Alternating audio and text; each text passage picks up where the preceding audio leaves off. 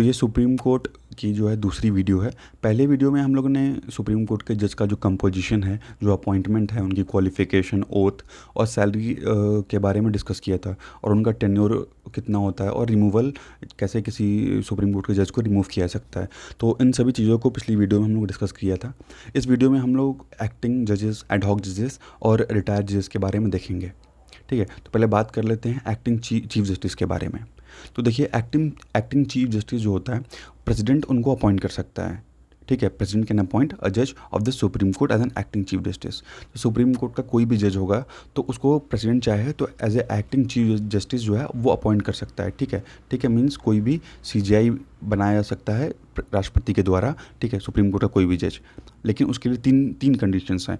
सिर्फ और सिर्फ इन तीन कंडीशंस के बेसिस पे ही कोई भी जो सुप्रीम कोर्ट का जज होगा, राष्ट्रपति जो है उनको अपॉइंट करेगा एज ए सीजीआई। तो पहले कंडीशन देखते हैं। पहली कंडीशन ये है कि अगर चीफ जस्टिस की जो सीट है अगर वो वैकेंट है, ठीक है, मीन्स अगर सीट वो खाली है, ठीक है, किसी भी रीज़न की वजह से, या चीफ जस्टिस जो है वो एब्सेंट हैं टेम्पोरली, कुछ दिन के लिए एब्सेंट हैं, किसी रीज़न से बाहर गए हैं, कोई और भी बात है, किसी भी रीज़न से वो टेम्पोरली एब्सेंट हो।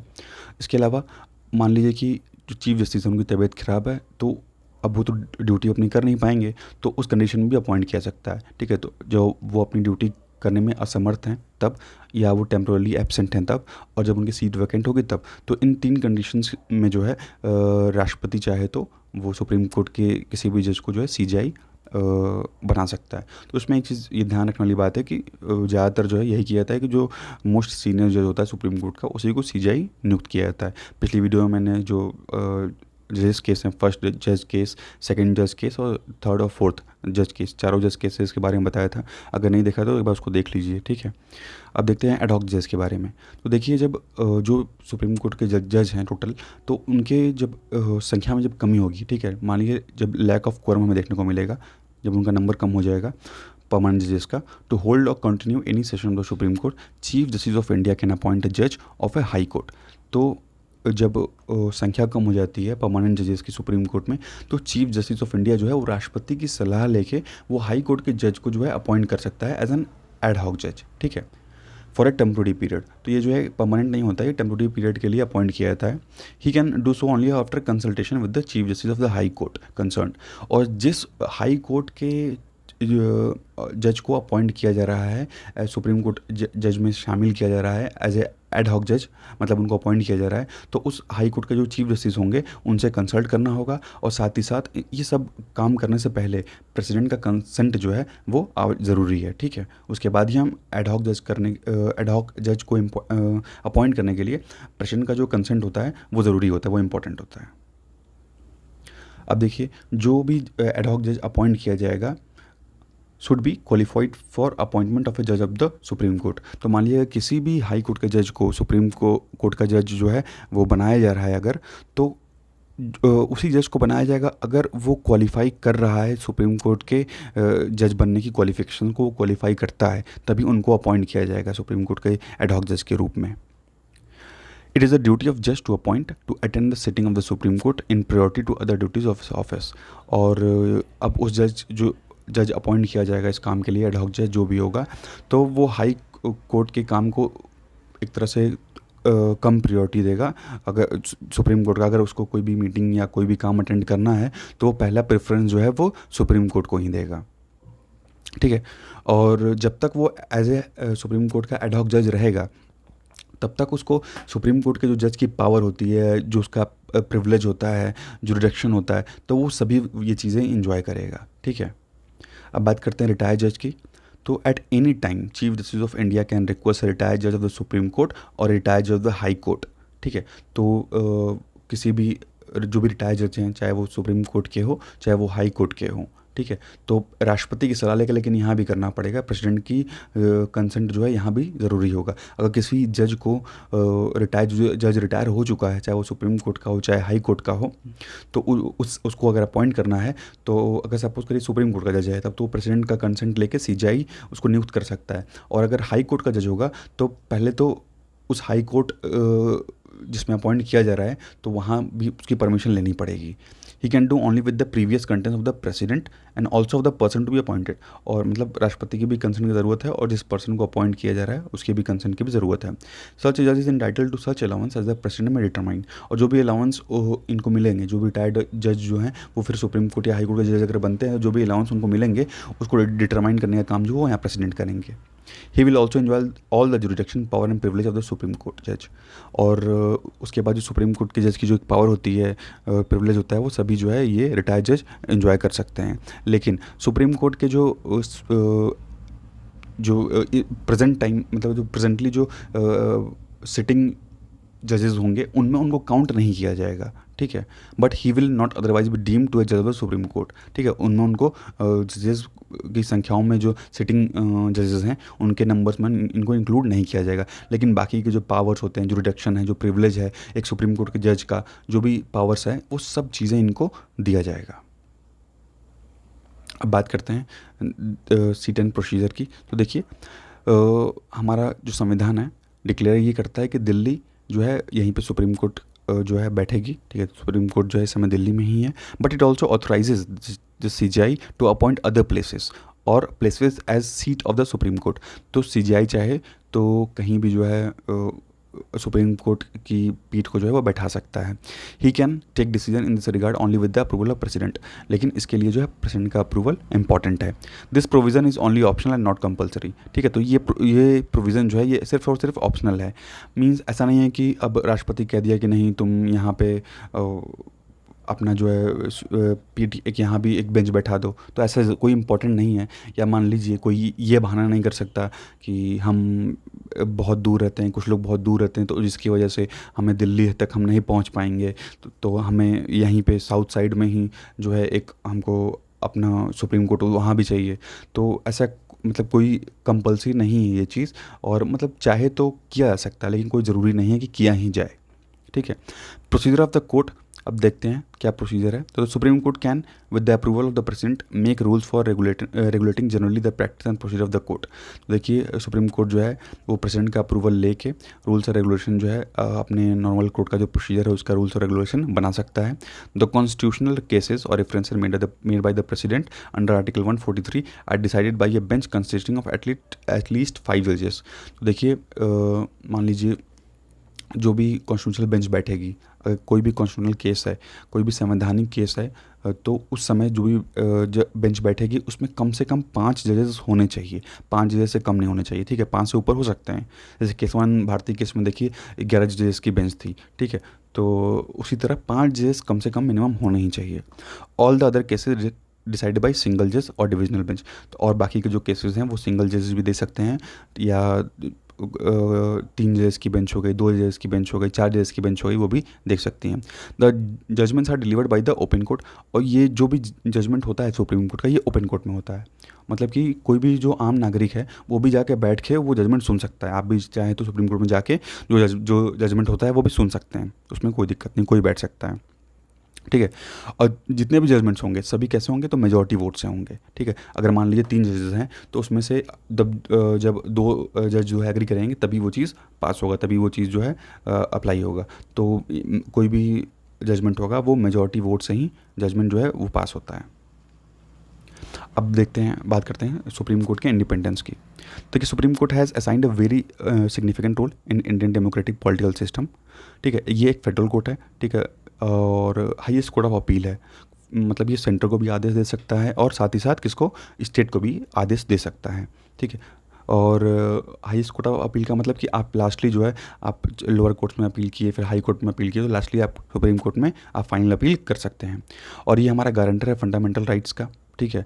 और कैसे गारंटर है, तो जो आर्टिकल 32 है कि आप डायरेक्टली जो है सुप्रीम कोर्ट, अगर आपका कोई भी फंडामेंटल राइट वायलेट हो रहा है तो आर्टिकल 32 आपको ये पावर देता है कि आप डायरेक्ट जो है सुप्रीम कोर्ट जा सकते हैं, ठीक है। हाई कोर्ट जाने के लिए 226 है और सुप्रीम कोर्ट जाने के लिए आर्टिकल 32 ये पावर देता है। उसके अलावा देखेंगे तो गार्डियन ऑफ द कॉन्स्टिट्यूशन, और इसको कॉन्स्टिट्यूशन का जो है वो गार्डियन भी कहा गया है।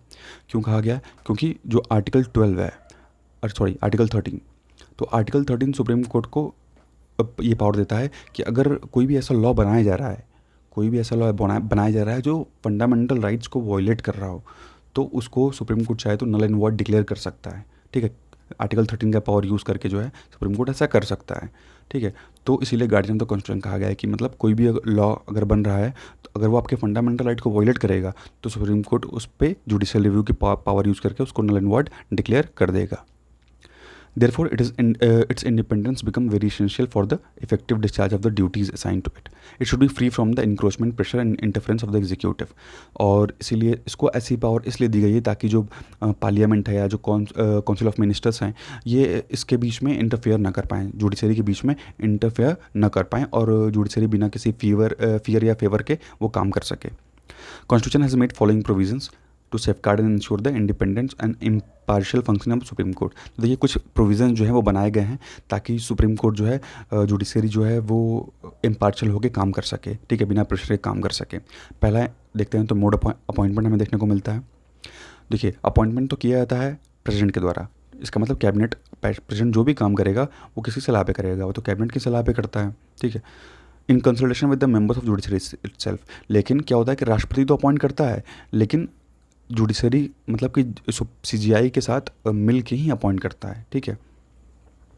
The provision curtails the absolute description of the executive. अब यहाँ पे इसकी वजह से क्या होता है कि प्रेसिडेंट को जो है सलाह लेनी है किससे, CGI से, और CGI की जो सलाह कहेंगे उनको मानना ही पड़ेगा, ठीक है। वो टाल नहीं सकते, अपने मन से किसी को अपॉइंट नहीं कर सकते हैं, उनकी सलाह जो है उनको माननी, वो मैंडेटरी है, उनको मानना पड़ेगा, ठीक है। क्योंकि उसके बाद तो ये गठन किया जाता है आपका इनके अपॉइंटमेंट के लिए, जो है जजेस के अपॉइंटमेंट के लिए एक बेंच गठन किया जाता है, उसके बाद वो जज को अपॉइंट करते हैं। तो यहाँ पे क्या है कि डायरेक्ट एक इंटरफ्रेंस हमको देखने को नहीं मिल रहा है, डायरेक्ट इंटरफ्रेंस एग्जीक्यूटिव का इसमें नहीं है लेकिन डायरेक्ट नहीं है। यहाँ जजेस भी जो है वो मिल के जजेस को अपॉइंट करते हैं।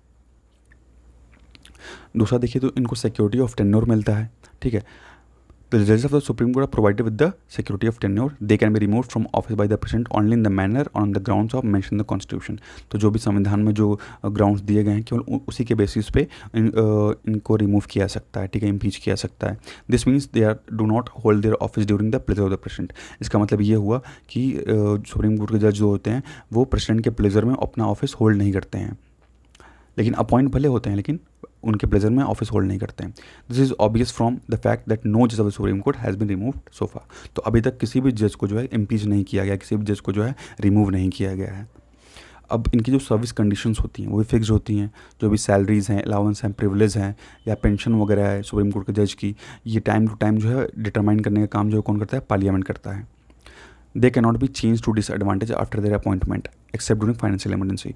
देखिए इनकी कोई भी सैलरी या कोई भी प्रिविलेज जो एक जज को मिल रहा है वो कभी भी रोका नहीं जा सकता या कम नहीं किया सकता। मान लीजिए जो सैलरी मिल रही है, तो जैसे अभी कोविड का टाइम चल रहा था तो उस समय इनकी सैलरी कम नहीं की गई। क्यों? क्योंकि कॉन्स्टिट्यूशन में हमारी यही एक ये रूल ये है कि जजेस की सैलरी तभी कम किया जाएगा जब फाइनेंशियल इमरजेंसी लगेगी। अगर फाइनेंशियल इमरजेंसी नहीं है, वित्तीय आपदा नहीं लगी हुई है, तो कुछ भी हो जाए लेकिन इनका जो सैलरी है वो कम नहीं होगा, ठीक है। Thus the condition of the service जज Supreme Court remain same during the term of office. इसीलिए इनका एक फिक्स सर्विस कंडीशन है। तो ऐसे सुप्रीम कोर्ट के जो जज हैं वो 65 ईयर्स तक रहते हैं, उसके बाद रिटायर हो जाते हैं। उसी तरह जो हाई कोर्ट के जज हैं वो 62 ईयर्स तक रहते हैं, उसके बाद वो रिटायर हो जाते हैं। अब देखिए जो भी एक्सपेंसेस होंगे वो चार्ज किए जाते हैं कॉन्सोलिडेटेड फंड पे। कॉन्सोलिडेटेड फंड किस में आता है? तो आर्टिकल 266 क्लॉज 1, ठीक है, आर्टिकल 266 क्लॉज 1 में आता है हमारा consolidated fund. The salaries, allowance and pension of the जज and the staff as well as the administrative expenses of Supreme Court. जो भी सुप्रीम कोर्ट के जज की पेंशन है, सैलरी है, जो भी एक्सपेंसेस होंगे, ठीक है, उस सारे का सारा खर्चा जो है कॉन्सोलिडेटेड फंड ऑफ इंडिया पे पड़ता है, ठीक है। यहीं से सारा खर्चा लेके दिया जाता है।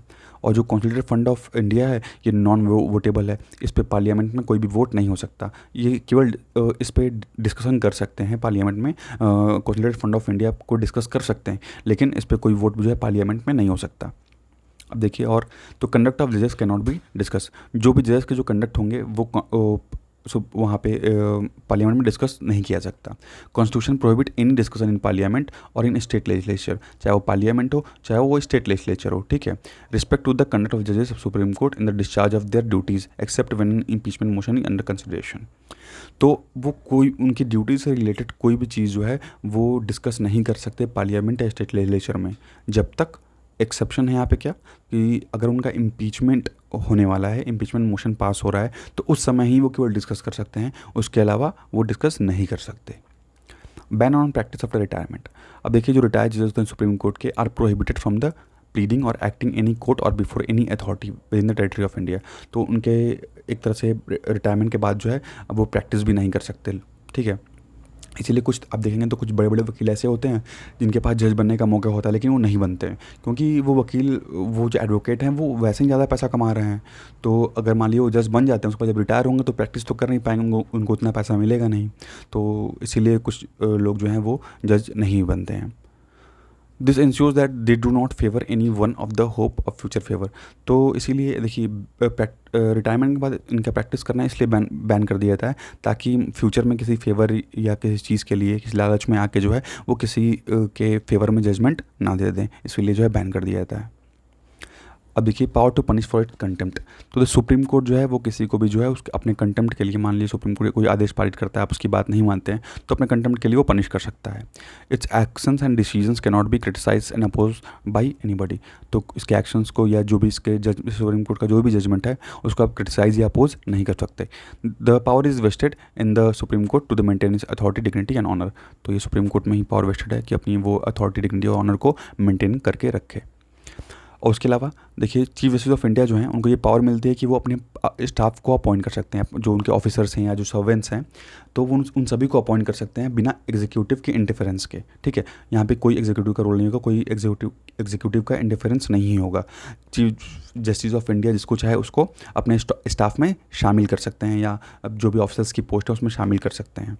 और साथ ही साथ उनके जो सर्विस की जो कंडीशन होगी वही डिटरमाइन कर सकते हैं, इसमें भी कोई एग्जीक्यूटिव का इंटरफेरेंस नहीं होगा। नेक्स्ट देखते हैं, तो its jurisdiction can not be curtailed. The parliament is not authorise to curtail the jurisdiction and power of the Supreme Court. ठीक है, तो पार्लियामेंट जो है इस चीज़ के लिए ऑथराइज नहीं है कि वो सुप्रीम कोर्ट का जो जुरिडिक्शन है उसको कर्टेल करे। The constitution has granted the Supreme Court jurisdiction to various counts, however the parliament can extend the same. ठीक है, तो पार्लियामेंट जो है सुप्रीम कोर्ट का जो जुरिडिक्शन है उसको कम नहीं कर सकती है, लेकिन उसको अगर वो बढ़ाना चाहे तो वो इंक्रीज कर सकती है, ठीक है, लेकिन कम नहीं कर सकती। Separation from executive.